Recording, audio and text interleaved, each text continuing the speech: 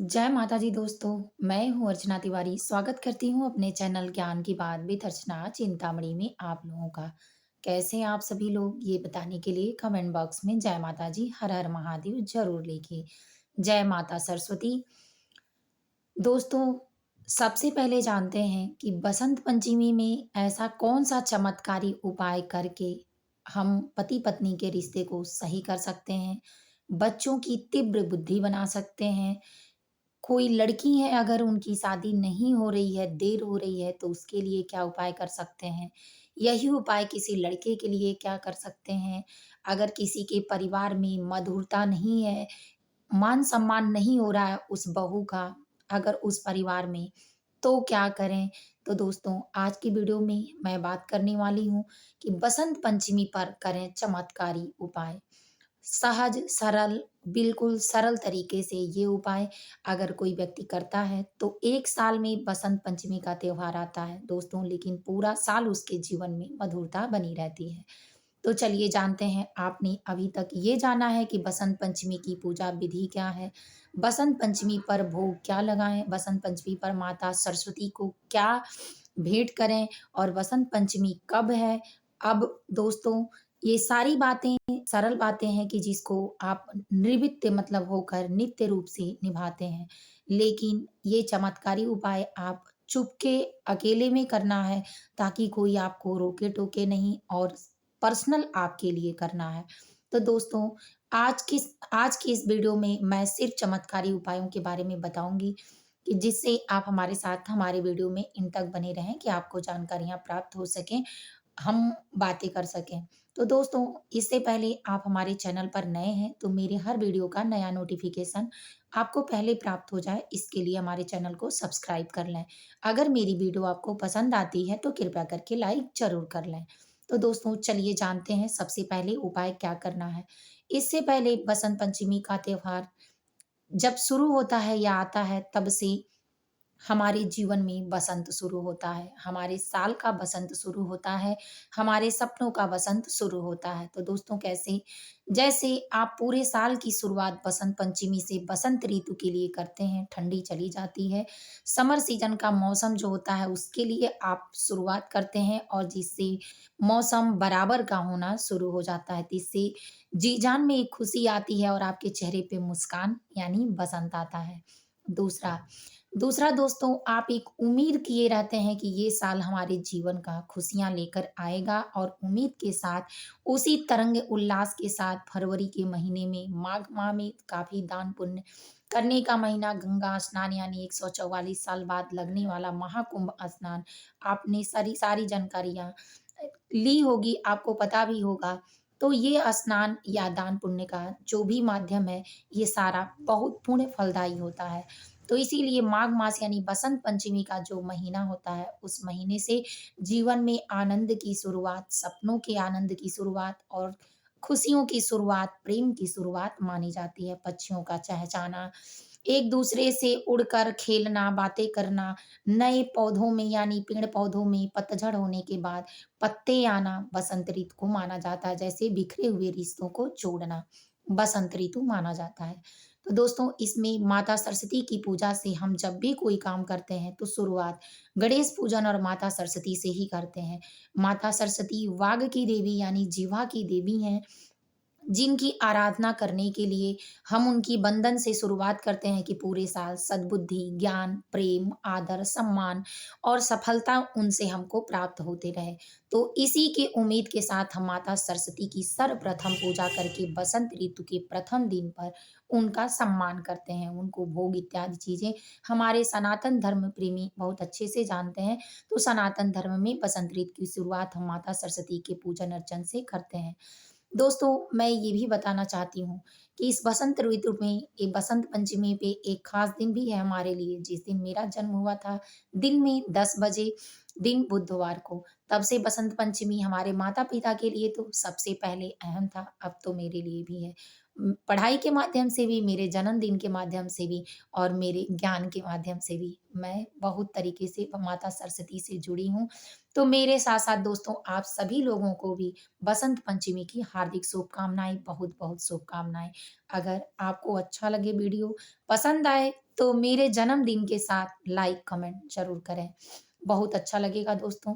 तो दोस्तों बसंत पंचमी के त्योहार इस तरह मनाया जाता है, लेकिन इस पे ये चमत्कारी उपाय अगर आप करते हैं, तो मैं ऐसे 5 उपाय बताऊँगी कि जो किसी के जीवन में दुःख है इस बात से कि नहीं हमारा हो पा रहा है या हम ऐसे हैं, वैसे हैं और कोई उपाय नहीं मिल पा रहा है, तो आप माता सरस्वती से शुरुआत करें। सबसे पहले दोस्तों कि माता सरस्वती हैं कौन? तो माता सरस्वती का जगह कौन-सा है? माता सरस्वती काम क्या करती हैं? तो आपने सुना होगा कि माता सरस्वती वाक की देवी हैं, जीवा पे निवास करती हैं और वो पढ़ने में विद्या देती हैं। लेकिन दोस्तों इसके साथ जो ख़ास बातें हैं, चलिए उसकी गहराइयों में चलते हैं। हमारे साथ हमारे वीडियो में एंड तक बने रहें। दोस्तों, सबसे पहले आदि शक्ति यानी पृथ्वी पे जो भगवान देवी-देवता या समस्त मंडल में देवी-देवता हैं, उस सबकी शुरुआत आदि शक्ति यानी माता से हुई है। जो आदि शक्ति माता हैं, उन्हीं से सारे देवियों का उत्पन्नता जो हुई है, उत्पन्न हुई हैं। सबसे पहले कहा देखिए, कृष्ण और भगवान शंकर सेम एक समान है। माता पार्वती, माता लक्ष्मी, भगवान विष्णु ये सब एक के अनेक रूप हैं। जब-जब इनकी ज़रूरत पड़ी, तब-तब ये रूप बदल कर अनेक रूपों में आए।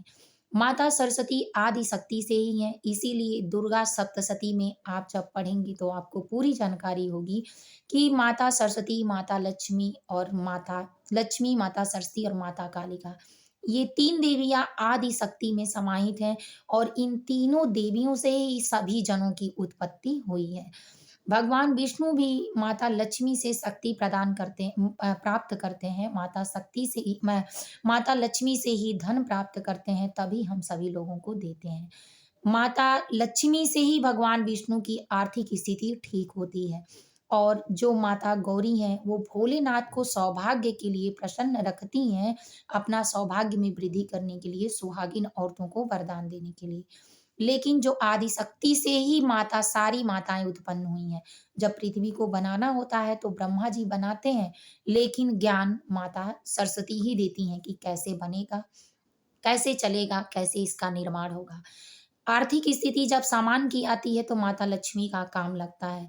जब कोई उसको बिगाड़ता है तो माता काली का काम लगता है और जब कोई उसको सर्व रूप से प्रसन्न करना, सुशोभित करना, सौभाग्य को प्राप्त करना और प्रदान करना होता है, तो माता गौरी का काम लगता है। यानी समस्त पृथ्वी आदि शक्ति में समाहित है और आदि शक्ति से ही आदि और अनंत मतलब यानी शुरुआत भी हो रहा है और अंत भी होगा या हुआ था। तो दोस्तों इसीलिए माता सरस्वती का एक अहम स्थान है और इस स्थान में माता सरस्वती को कण-कण में समाहित जो कर लेगा, उसी की जीवन नैया पार हो पाएगी, सफलता अवश्य मिलेगी। इसीलिए अगर विधि-विधान से पूरे विश्वास के साथ अगर कोई मंत्र जाप करता है उनकी, अपने ज़रूरतों पर यानी अपने स्थिति के अनुसार तो प्रसन्न होंगी, आपको मार्ग दिखाएँगी और उसके साथ-साथ आपको क्या करना है, नहीं करना है, कैसे करना है, ये विधि अगर आप नियमित रूप से निभा देते हैं, तो आपके जीवन में आनंद आएगा।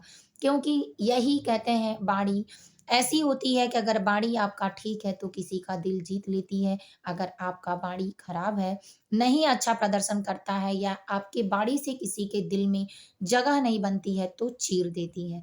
तो दोस्तों, जब झुल्लाहट और चिड़चिड़ाहट होती है किसी की वाणी से, तो कोई अपशब्द ही आपको बददुआ देता है। अगर अच्छा लगता है तो वो दुआ ही देता है और ये कहा जाता है कि दुआ कभी साथ नहीं छोड़ती और बददुआ कभी पीछा नहीं छोड़ती।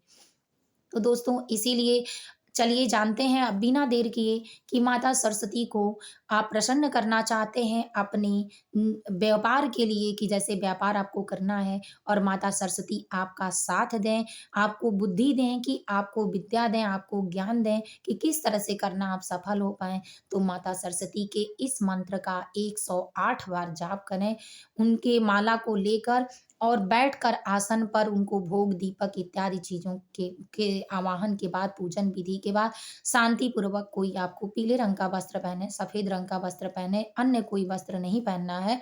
भोग प्रसाद करने के बाद शांति में चुपचाप बैठना है और मंत्र है ओम विद्या समस्तु वास्तव देवी भेदः स्त्रियः समस्त सकला जगत्सु तत्वकाया पुरी मैं वत्त का स्तुति स्तुति परा परक्तु। ये वाला मंत्र आपको पढ़ना है दोस्तों। अगर आप आगे वाला मंत्र थोड़ा-सा यूट्यूब पे या गूगल पे बोल देंगे तो सर्च लिस्ट में आ जाएगा। अगर नहीं भी आएगा तो आप कमेंट करेंगे, मैं ये मंत्र आपको दूँगी और चेकआउट करके देखेंगे तो शॉर्ट वीडियो में मेरे वीडियो पर ये मंत्र है, आपको मिल जाएगा। दूसरा दोस्तों, अगर किसी महिला की लड़की की मतलब शादी नहीं हो रही है या लड़के की और वो चाहता है शादी में देर भी हो रहा है तो वो चाहता है कि हमारी पत्नी हमारी इच्छा के अनुसार मिले, हमारा पति हमारी इच्छा के अनुसार मिले, धर्म कर्म में हमारा साथ दे, हमारे नेक कामों में साथ दे, हमको सफलता तक पहुँचाए, हमको चारों धाम कराए। हर पति-पत्नी का रिश्ता जिस तरह से परफेक्ट माता गौरी यानी उमा महेश्वर के हिसाब से होता है, माँ सीताराम के हिसाब से होता है, उस तरह का हो, तो आप इस मंत्र का ज़रूर दोस्तों जाप करें, ये मंत्र आपके लिए ही होगा। मंत्र है, अगर लड़की हो, तो लड़की को पति बोलना है, अगर लड़का हो तो पत्नी बोलना है। बस शब्दों इन्हीं 2 शब्दों का ध्यान देना है। पति के लिए पत्नी अगर ये लड़की करती है तो पति बोलेगी, पति मनोरमा देहि। अगर लड़का करता है तो पत्नी मनोरमा देहि। मंत्र है ओम पत्नी मनोरमा देहि मनोवृत्ति अनुसारिणीम तारिणीम दुर्ग संसार ग्रस्य कुलोध्याम। इस मंत्र से आपको सुदक्षिणा पति, सुदक्षिणा पत्नी मिलेगी और आपके जीवन में आनंद होगा। तो सबको चाहिए कि कुंवारी लड़के और लड़कियां हैं जब शादी के योग्य हो जाएं तो इस मंत्र का जाप वो प्रॉपर करते रहें ताकि उनके जीवन में कभी कोई कष्ट ना आए, उनका प्रेम सुखमय हो जाए। तो दोस्तों